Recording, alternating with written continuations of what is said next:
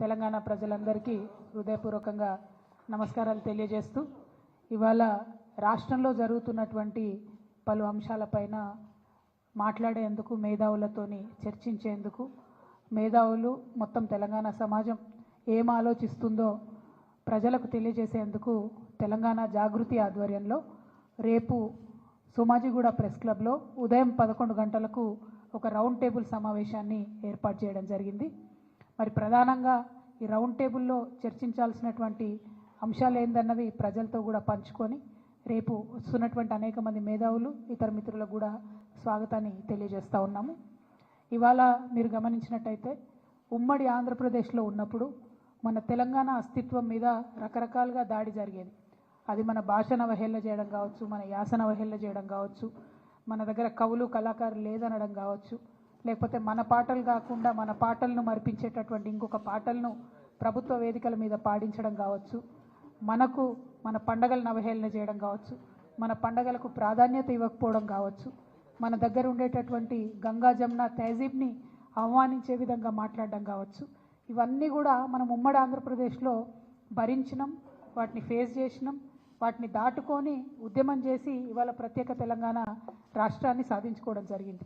ప్రత్యేక తెలంగాణ రాష్ట్రం సాధించుకున్న తర్వాత కేసీఆర్ గారు పెద్దలు ముఖ్యమంత్రి అయిన తర్వాత మరి చిన్నది పెద్దది అని చూడకుండా అది పాలపిట్టైనా, తంగేడు పువ్వు అయినా, జమ్మి చెట్టు అయినా, కృష్ణ జింక అయినా అన్నీ కూడా అధికారిక చిహ్నాలుగా ప్రకటించుకుంటూ అట్లానే బతుకమ్మ పండుగ అయినా, బోనాల పండుగ అయినా వాటిని రాష్ట్ర పండుగలుగా ఆనాడే కేసీఆర్ గారు గుర్తించడం జరిగింది.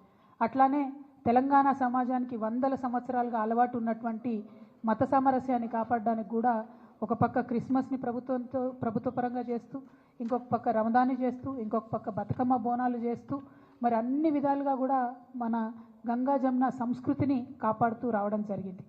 మరి ఇవాళ 10 ఏళ్ళు బీఆర్ఎస్ పాలన తర్వాత ఒక రికార్డ్ లాగా ఒక చిన్న మత కల్లోలం కూడా లేకుండా మనం సాధించుకోవడం జరిగింది. ఇవాళ కాంగ్రెస్ ప్రభుత్వం వచ్చినప్పటి నుంచి ఏం జరుగుతుంది? వచ్చినప్పటి నుంచి రేవంత్ రెడ్డి గారు ముఖ్యమంత్రి గారు ఏం మాట్లాడుతూ ఉన్నారంటే ఫస్ట్ తను మొదలు పెట్టడమే రాష్ట్ర అధికారిక చిహ్నం మారుస్తాను, ఆ చిహ్నంలోంచి చార్మినార్ తీసేస్తాను, ఆ చిహ్నంలోంచి కాకతీయ తోరణం తీసేస్తాను అనేటటువంటి అంశాలు మాట్లాడడం జరిగింది. మళ్ళీ ఏమైందో ఎవరు బుద్ధి చెప్పినరో పెద్దగా దాని జోలికి పోకుండా అది విరమించుకున్నట్టుగా అనిపించింది. ఆ తర్వాత మళ్ళీ ఏ పండగ వచ్చినా కూడా దాన్ని చేయకుండా, అంటే రమదాన్ పండుగ వచ్చింది దానికి తోఫా ఇవ్వలేదు, బతుకమ్మ పండుగ వచ్చింది మా ఆడబిడ్డలకు చీరలు ఇవ్వలేదు, రేపు క్రిస్మస్ వస్తుంది దానికి కూడా వాళ్ళు ఏమి ఇచ్చే ఆలోచనలో కూడా కనీసం లేరు. అదేవిధంగా మరిగా ప్రభుత్వ వేడుకల్లో పాడుతున్నటువంటి పాటలు చూస్తే నిజంగా కన్నీళ్ళు వచ్చేటటువంటి పరిస్థితి. మొన్న పెద్దపల్లిలో కానీ, అంతకుముందు వరంగల్లో కానీ, నిన్న సెక్రటేరియట్లో వాళ్ళు పెట్టుకున్న కార్యక్రమంలో కానీ మనకు సంబంధం లేని పాటలు, అసలు మన తెలంగాణ సమాజం ఆమోదించినటువంటి పాటలు. మరి అంతమంది తెలంగాణలో జానపద కళాకారులు ఉంటే ఒక్క కళాకారుడు కూడా మీకు పాట పాడడానికి దొరకలేదా? ఒక్క తెలంగాణ గీతం, తెలంగాణ సంస్కృతిని తెలిపేటటువంటి ఒక్క గీతం కూడా ప్రభుత్వ వేదికల్లో ఉండకూడదని మీరు అనుకున్నారా అని ఇవాళ మేము ప్రశ్నిస్తూ ఉన్నాం. మరి వాళ్ళు చేసిన కార్యక్రమం ఏంది? తెలంగాణ తల్లి రూపును మారుస్తామని చెప్పినారు. ఎట్లా మారుస్తారండి? ఎందుకు మారుస్తారు? అసలు ఇవాళ అనేకమైన విగ్రహాలు దేశంలో ఉంటాయి. ఒక్కసారి తెలంగాణ ప్రజలందరినీ కూడా ఆలోచించాలని నేను కోరుతూ ఉన్నాను. గాంధీ గారి విగ్రహాలు పెట్టుకుంటాం మనం ఊరూరా. ఏం జీవం ఉందని పెట్టుకుంటామండి?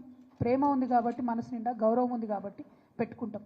అంబేద్కర్ వారి విగ్రహాలు ఉన్నాయి, ఊరూరా ఉన్నాయి, కోట్ల సంఖ్యలో ఉన్నాయి. ఎందుకోసం పెట్టుకుంటాం? ఎవరన్నా జీవో ఇచ్చిరని పెట్టుకుంటామా? పూలే విగ్రహాలు ఉన్నాయి ఇవాళ, ఎందుకోసం అని పెట్టుకుంటాం? ప్రేమ ఉంది కాబట్టి, గౌరవం ఉంది కాబట్టి పెట్టుకుంటాం. అట్లనే సేవాలాల్ మహారాజ్ విగ్రహాలు పెట్టుకుంటాం. ఎందుకోసం పెట్టుకుంటాం? ఎవరన్నా జీవో ఇచ్చిరని పెట్టుకుంటామా? ఏదైనా ప్రభుత్వం ఆదేశించిందని పెట్టుకుంటామా? ఎందుకోసం అని పెట్టుకుంటాం? ఇవాళ సుభాష్ చంద్రబోస్ విగ్రహాలు ఉన్నాయి, దేశం కోసం ప్రాణాలు త్యాగం చేసిండు కాబట్టి ఆయన విగ్రహాలు ప్రజలు మనసారా కోరుకొని ఆకాంక్షించి పెట్టుకుంటారు. మరి శివాజీ విగ్రహాలు ఉన్నాయి ఇవాళ, చాలా పెద్ద ఎత్తున యువతంతా కూడా పెట్టుకుంటూ ఉంటారు కలిసి. ఎందుకోసం పెట్టుకుంటారు? ఎవరైనా జీవో ఇచ్చిరని పెట్టుకుంటారా? మరి తెలంగాణ తల్లి విగ్రహాలు కూడా వేల సంఖ్యలో ఉన్నాయి ఇవాళ, ప్రతి గ్రామంలో ఉన్నాయి, ప్రతి చోట ఉన్నాయి, కొన్ని పెద్ద గ్రామాలలో అయితే 2-3 ఉన్నాయి. ఎందుకోసం పెట్టుకున్నాం? అవి ఆనాడు ఉద్యమంలో మాకు స్ఫూర్తి నింపినటువంటి తల్లి కాబట్టి, అమ్మ కాబట్టి పెట్టుకున్నాం. ఇక ఆ భరతమాత విగ్రహాలు ఉన్నాయి, లేవా భరతమాత విగ్రహాలు? దానికి జీవో ఇచ్చిండ్రా? కేంద్ర ప్రభుత్వం జీవో ఇచ్చిందా? జీవో ఇస్తేనే జీవో పరంగానే పెట్టుకున్నామా? లేదు కదా, దేశభక్తితో పెట్టుకుంటాం. మరి దీన్ని కూడా అవమానించే రకంగా ఇవాళ ఒక కొత్త విగ్రహాన్ని పెట్టి, ఇగో ఈమెనే మీ తల్లి, మీరు ఇదే విగ్రహం పెట్టాలి, ఈ విగ్రహం తప్ప ఇంకో రకంగా ఈ విగ్రహాన్ని మార్చి పెడితే కేసులు పెడతామని చెప్పి బాజాప్తా గెజెట్ చేసినటువంటి ప్రభుత్వం రేవంత్ రెడ్డి గారి ప్రభుత్వం. బ్రిటిష్ ప్రభుత్వం కూడా ఎన్నడూ భరతమాత మీద గెజెట్ ఇవ్వలే, కానీ రేవంత్ రెడ్డి సర్కార్ మాత్రం తెలంగాణ తల్లి మీద గెజెట్ ఇవ్వడం అన్నది చాలా దారుణం, చాలా ఘోరాతి ఘోరమైన విషయం.